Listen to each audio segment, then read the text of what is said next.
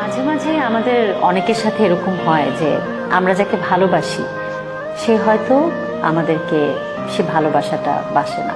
আমরা তখন কষ্ট পাই এবং সে মানুষটার কাছে ভালোবাসা ভিক্ষা চাই অথবা তার কাছ থেকে ভালোবাসাটা রিটার্ন চাওয়া শুরু করি এবং সৃষ্টিকর্তার কাছে বারবার রিকোয়েস্ট করতে থাকি যে সেই মানুষটা যেন আমাকে ভালোবাসে।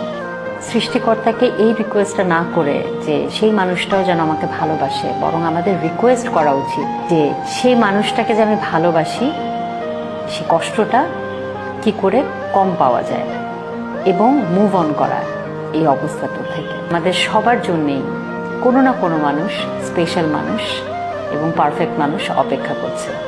সৃষ্টিকর্তাকে বরং এই অনুরোধটাই করা উচিত যে সেই পারফেক্ট মানুষটা যেন আমার জীবনে আসে এবং এই মানুষটাকে যেন আমি ভুলে যেতে পারি, কারণ এই মানুষটা রাইট মানুষ।